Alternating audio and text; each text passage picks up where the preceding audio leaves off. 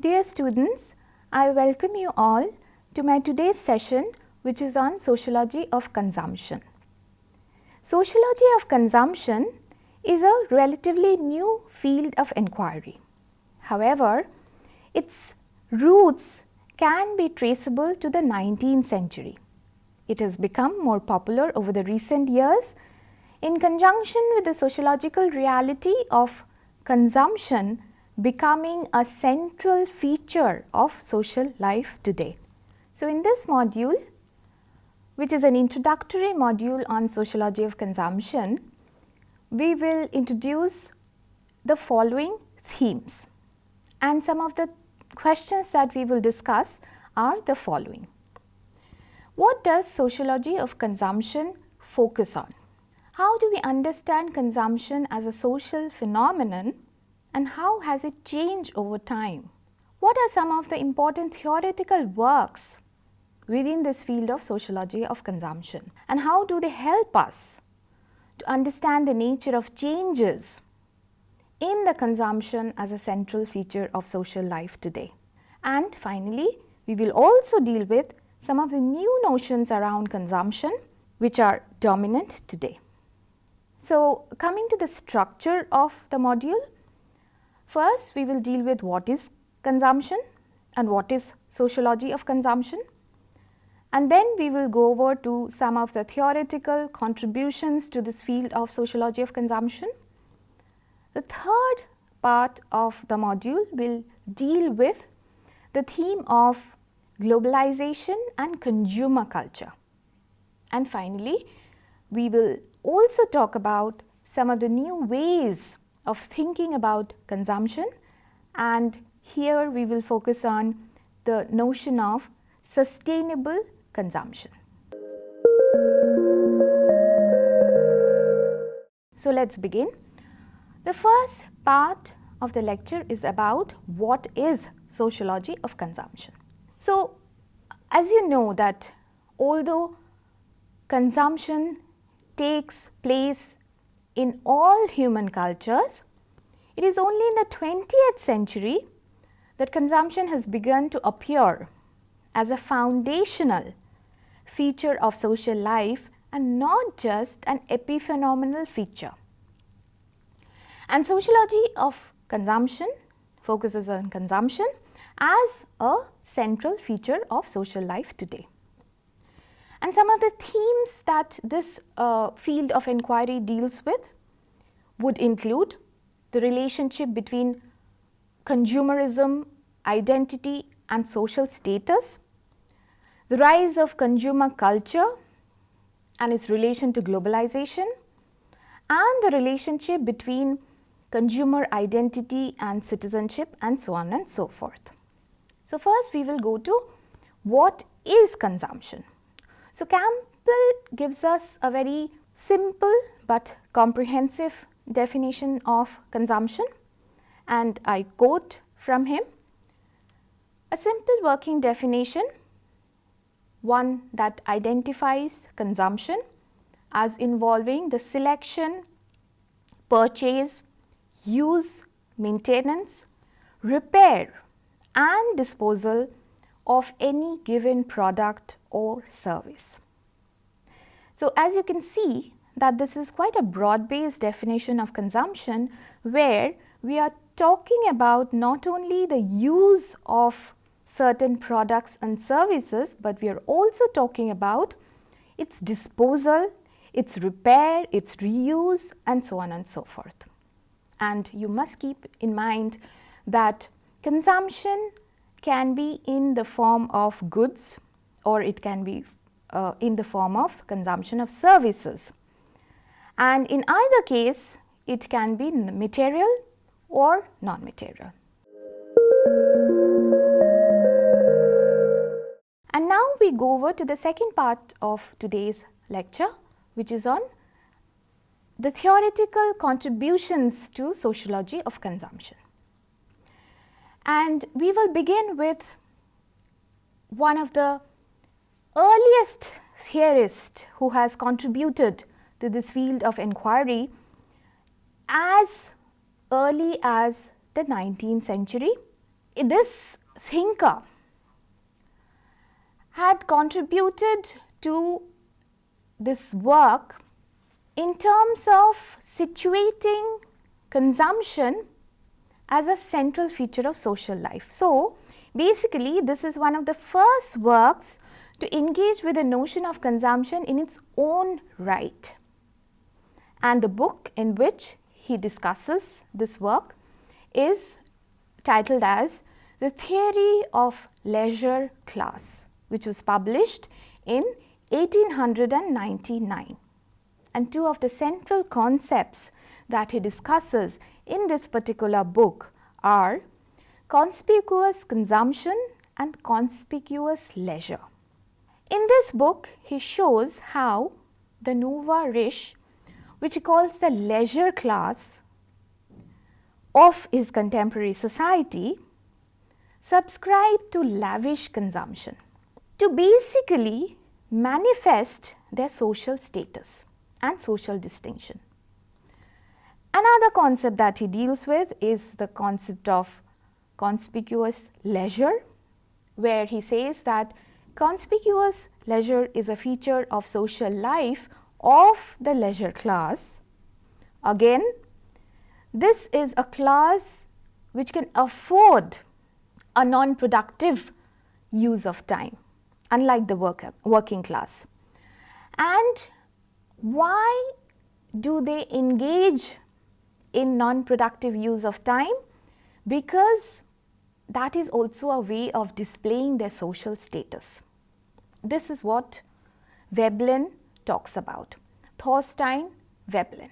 Now we move over to another significant contribution to this field of sociology of consumption, and it was in the 1930s in Germany that a school emerged which was known as the Frankfurt School, and they developed a theory of mass culture. So, basically they developed a theory that deals with the realm of culture. This was a neo-Marxian school of thought that developed a critique of capitalism, and some of the important members of the school included Max Horkheimer, Theodor Adorno, Herbert Marcuse, and Erich Fromm. So, to develop a critique of capitalism, what they did is to argue that it was a realm of culture which was essentially important to understand the nature of capitalism and how capitalism gets to be reproduced and sustained over time. They argue that it was a realm of culture which essentially numbs the critical sensibilities of individuals in capitalism. And in their most famous work, which is known as the Dialectic of Enlightenment, they coined the term what is known as the culture industry to refer to the new forms of popular entertainment, and they argued that all art forms such as cinema, music, etc. were now being mass produced. In the same way, the cars and the jeans were being produced in the factory. So, what was the consequence? What was the consequence of mass production of cultural goods? And they will identify three major consequences.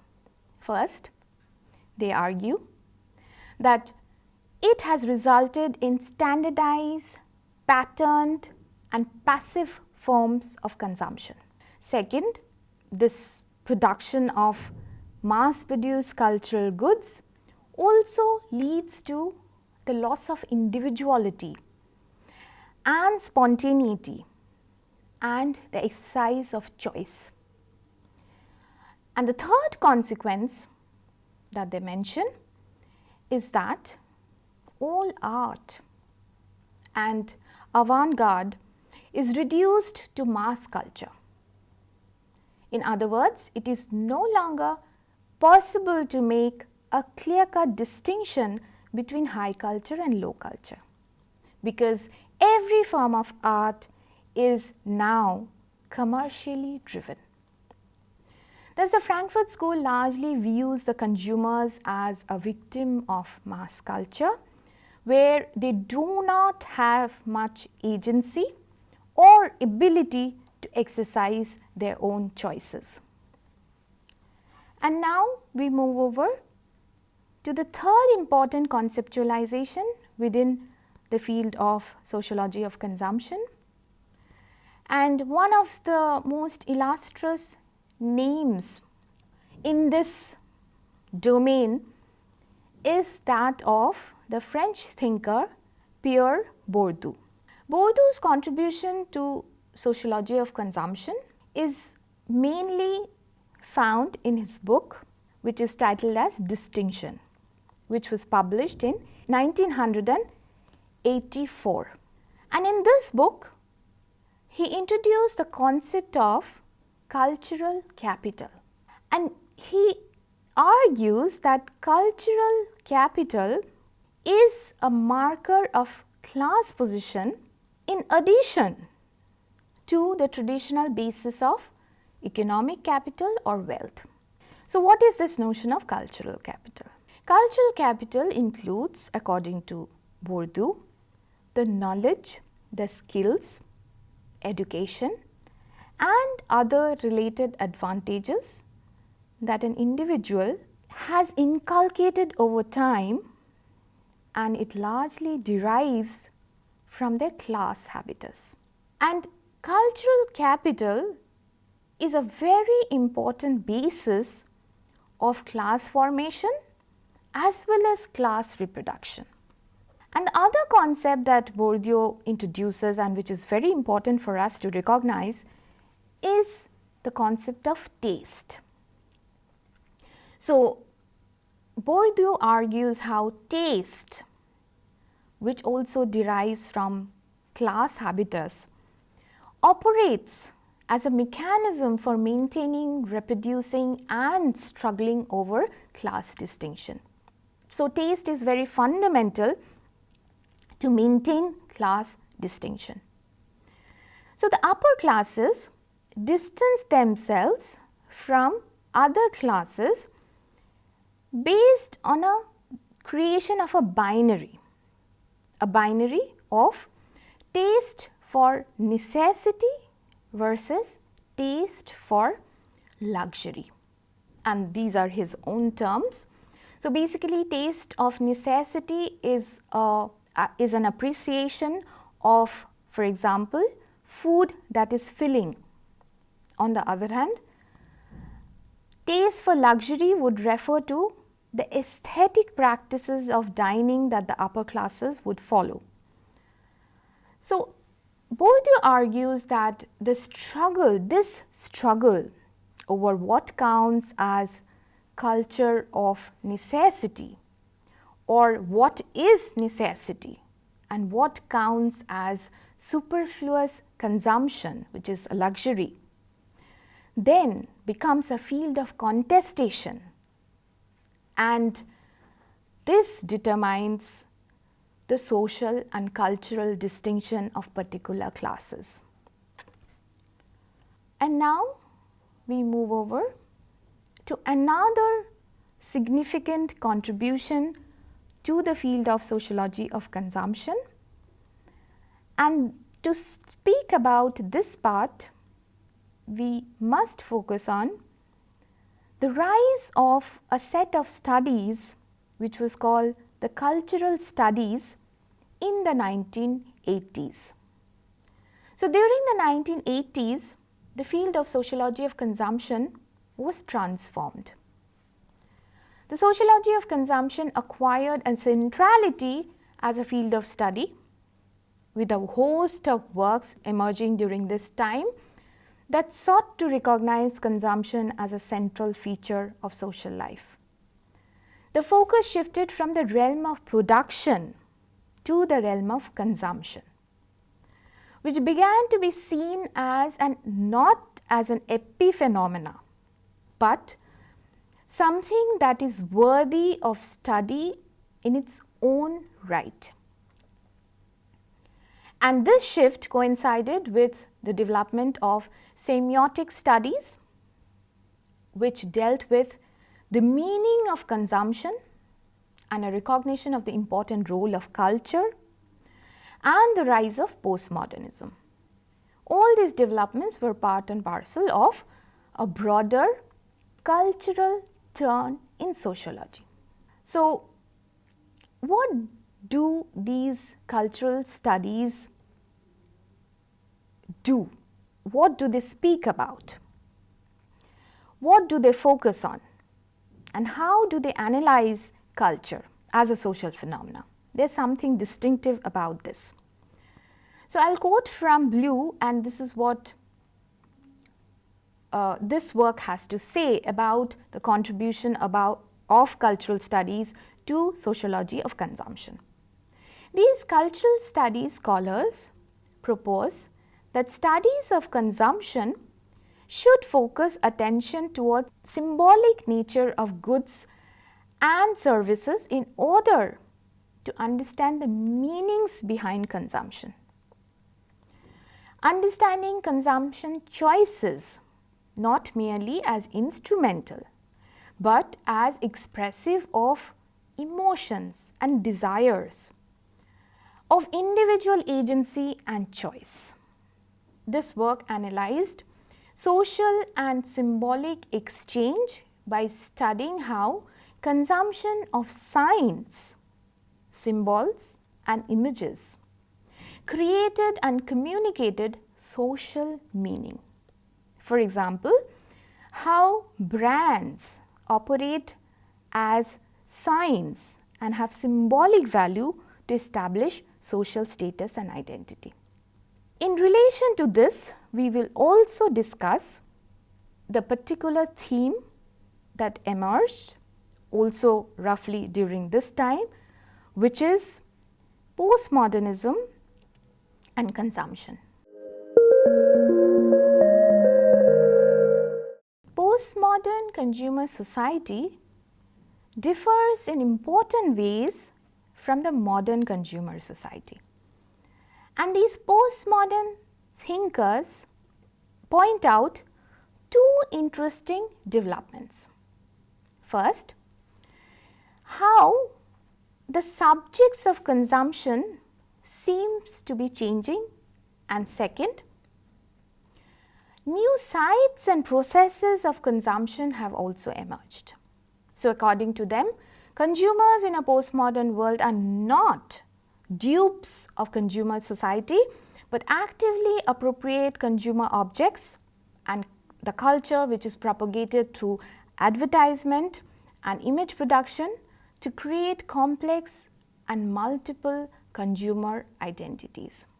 Second, there are new sites and processes of consumption which have appeared in the postmodern world, such as the casino, theme parks, cyber malls, cruise ships, themed restaurants, and so on and so forth.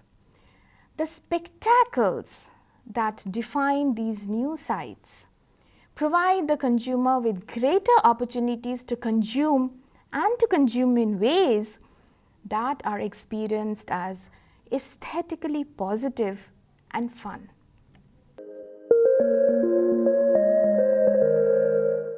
And now we move over to the third part of our module today, which is on globalization and consumer culture. So, there has been a debate in the sociology of consumption in relation to globalization regarding whether consumption is becoming more standardized across the globe. Some scholars such as Ritza have argued that the rising power of the transnational corporations and their global penetration across the world is leading to increased standardization of consumption around the world.